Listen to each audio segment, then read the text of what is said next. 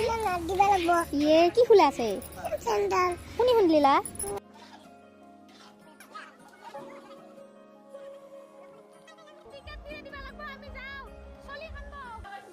বাবু বাবু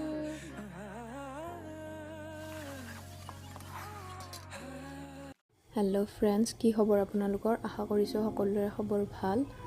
এয়া ৰাতিপুৱা 7টা বজাতে উঠি ৰন্ধা বঢ়াত লাগি গ'লোঁ। হাজবেণ্ড যাব কামত, তো এয়া ভাত আৰু ভাজি বহাই দিছোঁ। এইফালে বেটাৰ কাৰণে বনাইছোঁ চাউলৰ গুড়ি, আনফালে চাহ বনাই থৈছোঁ, যিহেতু আমি ৰাতিপুৱা লাল চাহ খাওঁ। তো এয়া ৰুটিও হৈ গ'ল, বেটাও উঠি গ'ল টোপনিৰ পৰা।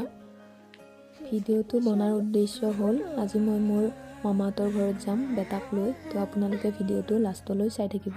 ইফালে দালি, ডিমা ভাজি ৰেডি, সেয়া ভাতো হৈ গ'ল। বেটাক কোলাত লৈ দেখাই আছোঁ মই কি বনালোঁ, সি ধুনীয়াকৈ চাই আছে। এনেইতো বেটা টোপনিৰ পৰা উঠাৰ পাছতে শাহু মামাহঁতৰ ঘৰত দি থৈ আহোঁ, ধুনীয়াকৈ ৰাখে তাক। কিন্তু আজি মই পুৱা সোনকালে উঠিছোঁ, যিহেতু কামবোৰ হৈ গৈছে, তাৰ বাবে আজি তেনেকৈ ইয়াতে বহাই থৈ দিছোঁ।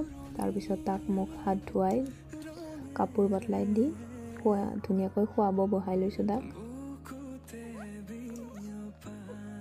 এয়া নাটক কৰি খাই আছে। খোৱা হোৱাৰ পাছতে বাপেকৰ ওচৰত বহাই দিছোঁ, জগাই আছে। মোৰ লগত হাজবেণ্ড নাযায়, মই মোৰ আব্বাৰ লগত যাম। তো এয়া হাজবেণ্ডৰ কাৰণে টিফিন ৰেডি কৰি দিছোঁ। এয়া যাবৰ কাৰণে ৰেডি। ৰাস্তাত ভিডিঅ' কৰা নহ'ল, কাৰণ মই বাইকত আহিছিলোঁ আব্বাৰ লগত, তো মোবাইল ধৰিব নোৱাৰি, বেটাও আছিল লগত। এয়া আহি পাই বেটা, ভাগিন আৰু আব্বা। তাৰপিছত অলপ দেৰি পিছত আমি চাহ তাহ খাই এয়া পথাৰত আহিছোঁ ফুৰিব। আজিকালি পথাৰৰ ভিউটো আমাৰ তাততো দেখা পোৱা নাযায়, তো ইয়াতে আহি অলপ ফুৰিলোঁ, ৰিলছ বনালোঁ, ফটো তুলিলোঁ ধুনীয়াকৈ। এইবোৰ দৃশ্য চাই সঁচাকৈ মনটো বহুত ভাল লাগে। পথাৰৰ পৰা ঘূৰি আহোঁতে এই গোহালিটো দেখা পালোঁ, ভাবিলোঁ ভিডিঅ'টোত উঠাই থৈ দিওঁ। এইবোৰ দৃশ্য পাছলৈকে দেখা পাওঁ নে নাপাওঁ, কাৰণ কেইদিনমান পাছত হয়তো এইবোৰ নাথাকিব। এয়া ধুনীয়াকৈ ধান মেলি দিছে ফিল্ডত। এয়া মামাৰ ল'ৰা, মই ধুনীয়াকৈ ঘূৰি আছোঁ। এয়া ভাগিন, তাৰ হাঁহি চাপ। এয়া আমি ফুৰি আছোঁ, আব্বা মোৰ বেটাক লৈ আছে, আমি ইহঁত দুটা মামাৰ ল'ৰা আৰু ভাগিন। তাৰপিছতে আহাৰ কাৰণটো হৈছিলে মামাহঁতৰ তাত নানা আৰু নানীৰ দোৱা কৰিব। এইফালে আম্মা আৰু মামা চাউল ধুই আছে, এইফালে মাহী পিঁয়াজ কাটাত লাগি আছে, আনফালে মামাহঁতে পূৰা ৰন্ধা বঢ়াত লাগি গৈছে। তাৰপাছত ধুনীয়াকৈ ড্ৰেছ বদলাই ল'লোঁ। এয়া মোৰ ভাই, সি ভিডিঅ'ত নুঠে আৰু ফটো নুতুলে, নাজানো কিয়। এয়া মামাহঁতে কামত লাগি আছে, আমি ৰাস্তাৰ পৰা এই ভিডিঅ' বনাই আছোঁ আৰু ৰাস্তাত ঘূৰি আছোঁ, মানুহ চাই আছোঁ। বহুত দিনৰ মূৰত আহিছোঁ যিহেতু মামাহঁতৰ তাত। আৰু ভাগিন কচুৰ গুটি, ই মানে কাৰো কথা নুশুনে, নিজৰ ইচ্ছামতে যি ভাবিছে সেই কৰিছে আৰু ঘূৰি ফুৰিছে, কাকো ভয়ো নকৰে, একো নাই। সেয়া চাওকচোন, মানে গাঁৱৰ এটা পৰিৱেশ ধুনীয়া। এইফালে বাচ্ছা পাৰ্টি ধুনীয়াকৈ খেলি আছে। এয়া দুৱাৰ কাৰণে চিনি ৰেডি কৰি আছে, আমি বহি লৈ চাই আছোঁ সকলোৱে। আনফালে আম্মা, বেটা, এয়া জোনাব আহিব দোৱা কৰিবৰ কাৰণে। ইয়াতে বিচনা চাদৰ পাৰি দিছে, বাচ্ছা পাৰ্টিয়ে ধুনীয়াকৈ ইয়াতে খেলি আছে। আৰু বেটা পূৰা খেলাত বিজি, লাহে লাহে ডাঙৰ হৈ আছে। আৰু টাইমবোৰ ইমান সোনকালে পাৰ হৈ আছে, সঁচাকৈ বেটাক চাই মই কেতিয়াবা ভাবোঁ যে ময়ো মাক হ'লোঁ, আজি মই এইখিনি সময় পাইছোঁ, তাৰ কাৰণে মই বহুত হেপ্পী। এয়া জোনাব আহিলে দোৱা কৰি আছে এতিয়া। আম্মা আৰু বেটা ধুনীয়াকৈ দোৱা ধৰি আছে।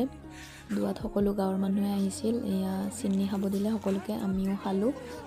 খাই উঠি আমি সকলোৱে ৰাসত যাব ওলাইছোঁ। বেটাক শুৱাই থৈ দিছোঁ আম্মাৰ লগত, যিহেতু ৰাতি হৈছে আৰু ঠাণ্ডাও পৰিছে, তাক নিনো। এয়া ৰাস আহি পালোঁ, ধুনীয়াকৈ মূৰ্তিবোৰ সজাই থৈ দিছে। আগতে আমি সৰু থাকোঁতে যেতিয়া ৰাস চাব আহিছিলোঁ, ধুনীয়াকৈ নদীৰ পাৰত মানে মূৰ্তিবোৰ চলি থকা কাহানীবোৰ দেখাইছিল।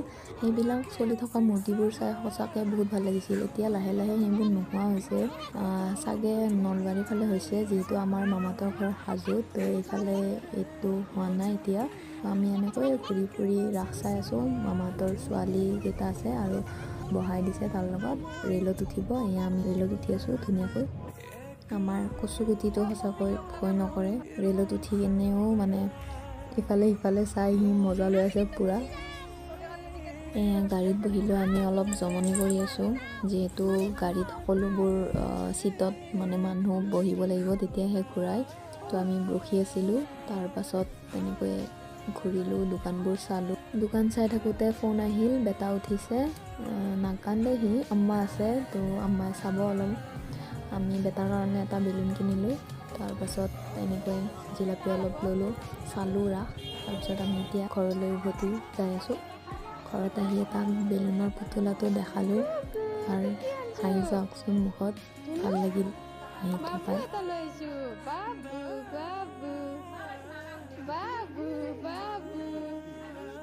এয়া নানাৰ লগত ধুনীয়াকৈ বেলুনটো লৈ খেলি আছে, আমি ভাত খাই ল'লোঁ। তাৰপিছত ৰাতি টোপনি মাৰিব লৈছোঁ, কিন্তু বেটাৰ টোপনি নাই, সি ধুনীয়াকৈ খেলি আছে, যিহেতু বেলেগ মানুহ পাইছে। অলপ পাছত শুই গ'ল, এনেকৈ ৰাতিটো পাৰ হ'ল।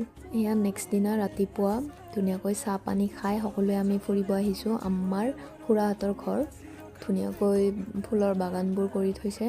তাৰপাছত ঘূৰি আহিলোঁ, মামাহঁতে পূৰা হাঁহ বগৰাই দিছে, যিহেতু ভাগিনহঁত আহিছে।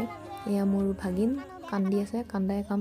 এয়া বেটা আৰু মামাৰ ছোৱালী, মামীয়ে ধুনীয়াকৈ ভাত বহাই দিছে। এইফালে হাঁহৰ তৰকাৰী ৰেডি হৈ আছে। এয়া আমি সকলোৱে ভাত খাব বহিছোঁ একেলগে। ভাত খাই উঠি অলপ পাছতে আমি ঘৰত আহিলোঁ। ৰাস্তাত ভিডিঅ' কৰা নহ'ল, যিহেতু মই বাইকত আহিছোঁ। এয়া ঘৰত আহিয়ে বেটাৰ কাৰণে মামাহঁতে গিফ্ট দিছিলে, কাঁহৰ কাঁহী বাতিটো সি ধুনীয়াকৈ খুলি চাই আছে। আশা কৰিছোঁ আপোনালোকে ভিডিঅ'টো চাই ভাল পাব। লগতে কোনোবাই যদি মোৰ চেনেলটো নতুনকৈ চাই আছে, ছাবস্ক্ৰাইব কৰি দিব আৰু ভিডিঅ'টো লাষ্টলৈ চোৱাৰ বাবে ধন্যবাদ।